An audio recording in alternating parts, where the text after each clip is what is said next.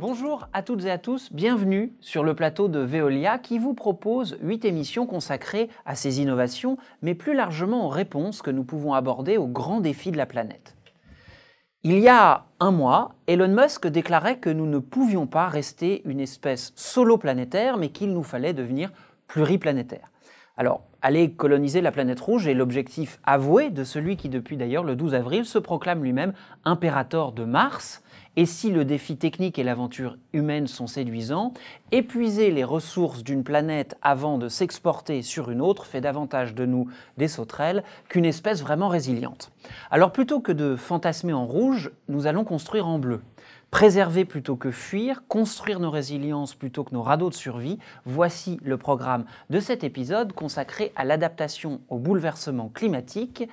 Et c'est un spécialiste de l'adaptation qui va d'ailleurs ouvrir cette émission. Il est explorateur, il fut notamment le premier homme à explorer le centre de la cordillère de Darwin dans les Andes. Depuis 2005, il combine ses expéditions à l'exploration d'une des dernières terra incognita, le cerveau. Il étudie d'ailleurs particulièrement les capacités humaines d'adaptation et il revient d'une expédition de 40 jours sous terre pour étudier les effets d'une telle déconnexion. Ce matin, j'ai le plaisir de recevoir Christian Clot. Bonjour Christian. Bonjour. Bon retour parmi nous. Du coup, Merci. Vous êtes un habitué des situations extrêmes, vous venez donc de passer 40 jours dans une grotte, ce n'est pas rien, et vous explorez les mécanismes qui nous permettent nous-mêmes de nous adapter. Alors à l'échelle individuelle d'abord, comment est-ce que nous pouvons nous préparer, nous entraîner pour être adaptables ?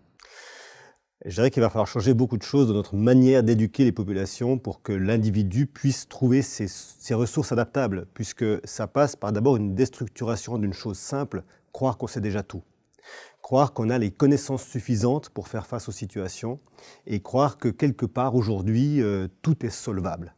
Je crois qu'aujourd'hui, il faut revenir à une notion de variabilité, à cette capacité de se dire « ok, à chaque situation va demander une réponse et cette réponse, elle n'est pas préécrite, elle n'est pas préétablie et cette notion va demander d'être capable d'aller chercher d'abord en nous nos compétences, mais aussi ensuite de s'ouvrir aux compétences des autres pour créer finalement une compétence globale. Et ça, en tant qu'individu, c'est difficile parce qu'on est tendu et plus la situation est difficile, plus elle nous fatigue cognitivement, moins notre cerveau est capable de s'ouvrir et plus il se referme sur lui-même. Donc il faut travailler sur l'ouverture cognitive.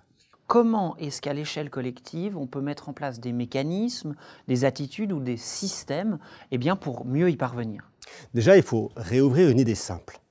Tout le monde a une partie de la solution. Et c'est dans la capacité qu'on aura de faire coopérer l'ensemble des personnes qui nous entourent, que ce soit notre entourage direct, mais beaucoup plus largement l'entourage indirect, et même au-delà de nos pays, d'autres pays, de faire collaborer la diversité cognitive. Ce qui est extraordinaire, c'est que dans les travaux que je mène depuis maintenant pas mal d'années, où on met des humains qui n'ont pas de compétences initiales dans les milieux dans lesquels on les emmène, qui sont extrêmes et qui sont des milieux dans lesquels ils ne pourraient pas survivre seuls. Eh bien, lorsque chacun de ces humains qui n'a pas la solution en tant que tel, accepte de coopérer avec les autres et d'écouter les solutions nouvelles, et qu'on regroupe l'ensemble de ces données, on est capable de faire face à n'importe quelle situation. Et je crois que là, on a une première clé.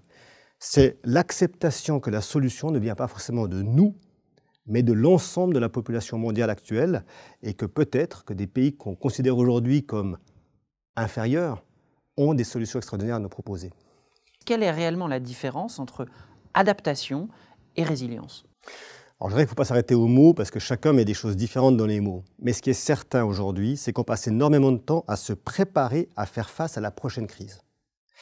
Non pas pour l'éviter, mais pour résister lorsqu'elle viendra. Et ça, c'est affligeant quelque part. Ça veut dire que depuis longtemps, l'humain passe son temps à attendre une crise, réagir ce sur quoi on est extrêmement doué, et puis ensuite, soit essayer de modifier un peu pour construire la suite, soit au contraire se satisfaire d'avoir réussi à y résister et attendre la suivante. Je dirais qu'aujourd'hui, il faut modifier cette perception-là. On ne doit plus attendre la prochaine crise, on doit plus simplement anticiper qu'elle va arriver, on doit être capable de transformer nos comportements initiaux pour faire face, non pas à la prochaine crise, mais à nos manières d'éviter qu'elle arrive. En fait, si je vous suis bien, plutôt que de savoir que le mur arrive, on devrait plutôt essayer de l'éviter. Je dirais plus que ça, on doit éviter de le construire. Aujourd'hui, effectivement, on passe notre temps à essayer d'éviter les murs ou de résister lorsqu'on a heurté le mur. Nous, on a une chance extraordinaire, c'est qu'on sait qu'il y a des murs devant nous et qu'on sait qu'on est capable, avec la diversité cognitive qu'il y a sur Terre et nos capacités technologiques aussi, parce qu'il ne faut pas les oublier non plus, c'est vrai, qu'on est capable de ne plus les construire, ces murs. La question, c'est, a-t-on envie de nous y mettre ? Et c'est là que je dirais qu'on doit réellement reposer à plat nos comportements par rapport à ces situations-là. Je ne parle pas de décroissance ou de retourner dans des grottes, je parle simplement de cette capacité qu'on aura d'utiliser réellement nos capacités cognitives, non plus pour aller dans cette course en avant perpétuelle, mais pour s'arrêter quelques instants et se dire comment est-ce qu'on fait. Il y a une chose que je sais de mes expéditions, c'est qu'à chaque fois qu'on s'est arrêté quelques instants, même dans les pires tempêtes, les solutions sont apparues. Vous parliez à l'instant de prendre un peu de recul, de regarder les défis qui nous attendent, non pas juste pour s'y préparer, mais peut-être essayer de les éviter. Eh bien, nous allons prendre ensemble maintenant un petit moment pour voir comment préserver justement la vie sur notre Terre et pour cela affronter 3 défis majeurs. Le premier est évidemment la raréfaction de l'eau, l'autre l'augmentation de la consommation d'énergie et le dernier l'habitabilité urbaine. Eh bien merci beaucoup Christian et bon retour parmi nous, bonne adaptation à la vie en surface. Merci. Et je vous propose de découvrir ensemble quelques solutions pour y répondre. Et pour mieux nous expliquer leurs implications, je suis à présent rejoint par le directeur général de l'activité eau en France de Veolia, Monsieur Pierre Ribaud. Monsieur Ribaud, bonjour. Bonjour. Je vous propose donc d'examiner ensemble ces 3 défis pour que vous puissiez nous dire eh bien, là où nous progressons et là où il y a encore quelques problèmes à résoudre. Nous commençons par la raréfaction d'une ressource vitale que vous connaissez très bien, la ressource eau. Comment peut-on lutter très concrètement et très efficacement contre sa raréfaction ? La première des choses qu'on peut faire pour travailler sur la problématique de la raréfaction de la ressource en eau, c'est faire en sorte que l'eau qui va arriver chez vous, ou qui va être utilisée dans un process industriel, soit la plus dense possible, c'est-à-dire qu'on ait prélevé le moins possible pour la produire et la distribuer. Alors, les technologies existent, elles existent depuis quelque temps, elles sont maîtrisées, connues, industrialisées. Notre groupe est un des premiers à avoir développé, et nous sommes une référence en la matière. Cette technologie s'appelle le télérelevé. Elle date du tout début des années 2000. Et aujourd'hui, nous avons plusieurs millions d'objets connectés, de compteurs connectés qui, en quasi-temps réel, savent ce qui passe dans le compteur ou l'instrument de mesure et communiquent avec le réseau en utilisant des technologies qui sont les technologies de télécommunication. Aujourd'hui, par exemple, la technologie dite LoRaWAN. Et nous pouvons en quasi-temps réel, savoir où est l'eau et donc comprendre où elle disparaît et intervenir pour corriger le problème. Ça, c'est dans le cas où l'eau circule déjà. La raréfaction de la ressource eau implique et sous-entend le fait qu'il y ait désormais un stress hydrique de plus en plus important. Comment est-ce qu'on peut, dans ce cas-là, on ne va pas créer de l'eau, mais en tout cas en trouver éventuellement de nouvelles sources? On voit bien qu'il y a une relation assez directe entre ce qu'on rejette et ce qu'on a utilisé. Ça, c'est une ressource nouvelle, si on sait la traiter, pour la retourner, soit au milieu naturel pour la stocker, pour préparer le futur, comme disait Christian Clot, soit pour l'utiliser immédiatement après. C'est ce qu'on appelle, en mauvais français, du reuse, où le terme qu'on utilise en France, c'est réutilisation des eaux usées traitées, et où en fait on applique des technologies qu'on connaît, qu'on maîtrise. C'est typiquement le genre de technologie qu'il y a dans les stations spatiales pour recycler les eaux usées et en faire à nouveau de l'eau qui peut être consommée. Là, nous avons parlé de l'eau. Je voudrais maintenant que nous parlions également d'un autre élément clé, qui est celui de l'énergie. L'Agence internationale de l'énergie estime que notre demande en énergie va augmenter de 40% d'ici 2040. Il va donc falloir répondre à cette demande et en même temps le faire sans épuiser les ressources de notre planète que nous avons déjà bien entamées. Comment est-ce qu'on peut répondre à cette équation qui paraît impossible ? Donc le premier sujet, vis-à-vis de l'énergie, et un groupe comme le nôtre, c'est notre savoir-faire et amène des solutions sur ce sujet-là. D'abord, c'est de mieux consommer l'énergie. Mieux, c'est-à-dire moins. Donc, les premiers des services que nous pouvons apporter à nos clients, publics ou industriels, c'est aller à la chasse au gaspillage, mais c'est aussi mettre en place des technologies qui consomment moins d'énergie, on va dire, ou mieux. Voilà. Eh bien, il y a des technologies qui permettent de produire du biogaz. Donc, techniquement, qu'est-ce qu'on fait? Sur une station d'épuration, on intervient, on contrôle ce qui est énergivore, par exemple l'aération, la consommation d'électricité, d'une façon générale, et on peut produire un petit peu plus d'énergie. Ce biogaz, on peut en faire plein de choses.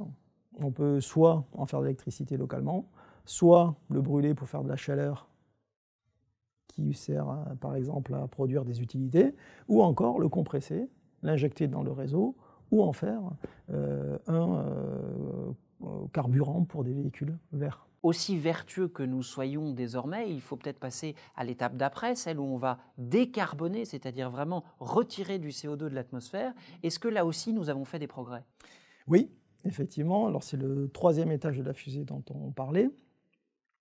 Pour mieux vivre sur cette planète, une fois qu'on a maîtrisé, consommé moins, une fois qu'on a autoproduit de façon décarbonée, il peut rester éventuellement, pour satisfaire les besoins locaux, un talon d'énergie qui repose encore aujourd'hui, parce que nous n'avons pas nécessairement les technologies pour l'atteindre, sur une source d'origine fossile, avec les conséquences que ça a sur le climat, et on l'a vu sur la ressource en eau, les deux sujets étant intimement liés. Donc, effectivement, le troisième étage de cette fusée, d'une énergie vertueuse, c'est la capture du CO2. Je pense à un exemple dans le sud de la France, ailleurs, où sur une station d'épuration, non seulement nous produisons du dihydrogène, qui participe à cette production d'énergie vertueuse, voilà, sous réserve qu'on n'utilise pas des énergies d'origine fossile pour le produire, et en parallèle de cette expérimentation, nous avons un pilote de capture du carbone dans des algues, et ces algues peuvent ensuite être utilisées comme biostimulants. Dernier défi, ou plutôt dernière étape de notre parcours, la question cruciale de l'habitabilité des villes. L'humanité est de plus en plus urbaine. Les risques grandissants de catastrophes climatiques rendent ces zones à la fois plus attractives et aussi plus vulnérables, et on l'a bien vu durant toute cette année.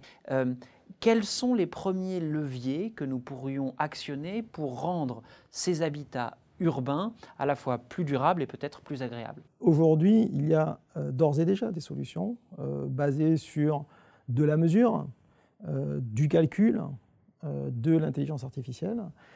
J'ai en particulier en tête une référence que nous avons au Danemark, sur la ville de Copenhague, où notre groupe a déployé, via une de ses filiales locales, un système en fait qui couple en gros la connaissance des infrastructures de collecte et de traitement d'eau avec des systèmes de prévision météo.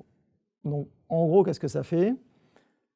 On récupère les données radar, les données météo, on les anticipe, on simule les événements climatiques à venir, et en cas de simulation qui annonce un événement majeur, compliqué à traiter, qui pourrait entraîner une contamination du milieu naturel, parce qu'en gros, quand l'infrastructure est pleine, elle déborde, et ce qui déborde n'est pas traité, eh bien, de se dire suffisamment en avance, d'anticiper pour commencer à rééquilibrer les flux, savoir où le problème, on va dire, la situation va intervenir, pour l'anticiper, et je simplifie, mais en gros, c'est stocker dans l'infrastructure existante, qui sont des tuyaux, des puits, voire des bassins de traitement des eaux dans les stations d'épuration, par exemple, l'eau, en attendant que l'événement passe, et ensuite progressivement de libérer et de traiter correctement les fluents et le rejeter, par exemple, au milieu naturel.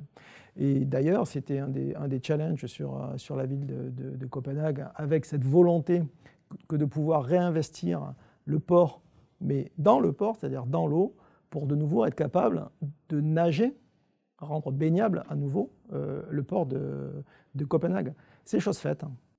Il existe effectivement des nouveaux systèmes et même des nouvelles infrastructures pour permettre de remettre un peu d'eau dans la ville et d'en faire un milieu naturel aussi bien vivant qu'agréable. Pour cela, nos villes pourraient devenir des villes éponges, voire des forêts verticales. Je vous propose de découvrir ensemble ce à quoi ça ressemble.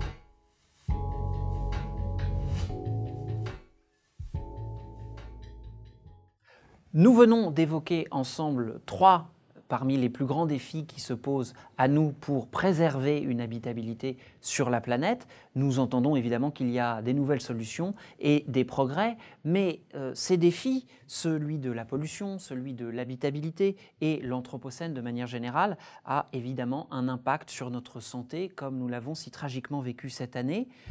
Lors de cette crise sanitaire, d'ailleurs, Veolia a eu un rôle assez surprenant que nous allons découvrir ensemble cet après-midi. Je vous donne donc rendez-vous ici même pour découvrir comment faire parler nos eaux usées pour mieux anticiper les épidémies. À tout à l'heure.